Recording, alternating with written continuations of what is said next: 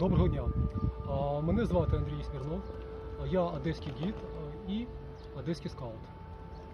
Ми з вами знаходимося в самому центрі нашого міста, це серце нашої Одеси. І за моєю спиною ви бачите один із головних символів міста Одеса. Це наш Одеський оперний театр. Це не тільки пам'ятка архітектури, але і дуже цікаве в історичному плані місце, бо саме тут проходила вся європейська історія. Треба зазначити, що взагалі та земля, та територія, де знаходиться і цей театр, і взагалі весь центр міста Одеси, це була територія, яка входила до ареалу великої трипільської культури, першої землеробської культури Європи. І вже 5000 років тому тут, на берегах нашого Чорного моря, жили люди. Пізніше, в часи Великої Скіфії, скіфські королі дали дозвіл елінам, давнім грекам, оселятися на своїй території і робити міста, поліси. І от тут, де ми з вами стоїмо, був центр поліса Істріан.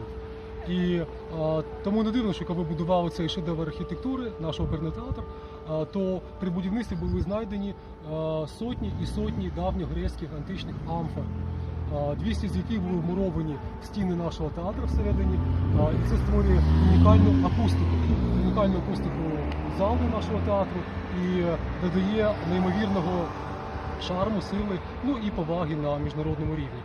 Мабуть, саме тому в нашому театрі співали і Великий Карузо, і Соломія Крушельницька, Монсеррат Кабальє, Пласідо Домінго, Лючан на повороті і багато інших корифеїв оперної сцени. Ну, треба зазначити, що взагалі-то театр стоїть на пагорбі. І раніше, уже в середні віки, коли Одеса була центром,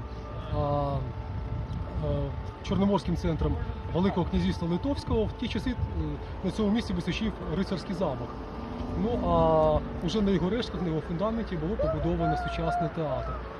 Праворуч і ліворуч від театру, тобто відповідно, в ту сторону і в ту, археологи знаходили залишки самих давніх одеських кладовищ. З того боку італійського кладовища, це було кладовище італійського середньовічного міста Джинєстра, попередника Одеси, а з того боку давньогрецький некрополь, де, власне кажучи, ховали своїх родичів мешканці міста Істріан, одного із важливих центрів колонізації греками Понта Евксінського, Чорного моря. Ну а сам театр – це вже зв'язок Одеси з Австро-Угорщиною, тому що театр будували одесити, але по проєкту двох великих австрійців, великих інженерів Фердінанда Фельднера і Германа Гельдера. Треба зазначити, що театр побудований в стилі віденського бароко. Це знов-таки зв'язок Одеси з Австрією, а всередині це стиль рококо.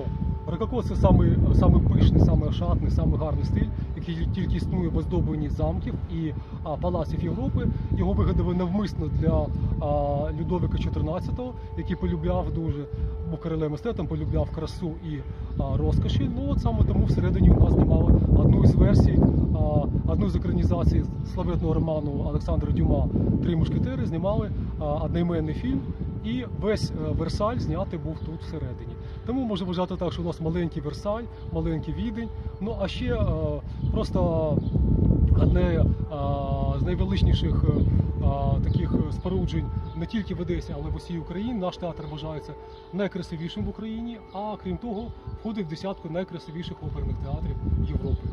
Ну і треба зазначити, що зараз, на жаль, в той час, коли Росія здійснила агресію, вторгнення на наші українські землі, в наш час Одеса знаходиться під загрозою. От, може, ви зараз чуєте сирени повітряної тривоги, бо якраз в ці дні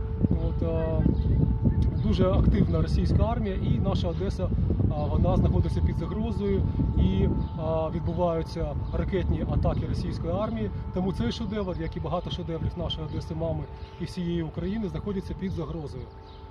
Тому можу сказати прямо, що зараз, коли йде війна, то страждає не тільки Україна і український народ, а й пам'ятки архітектури і історії європейського масштабу.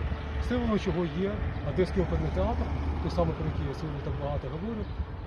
І скажу вам прямо, що ми сподіваємося на те, що він вистоїть, як вистоїть наша Україна, і ми переможемо, а російська армія зазнає поразки. поразки і сподіваємося на те, що Росія заплатить великі репарації на відновлені пам'яток архітектури, які були зруйновані російською армією на протязі 3 місяців війни.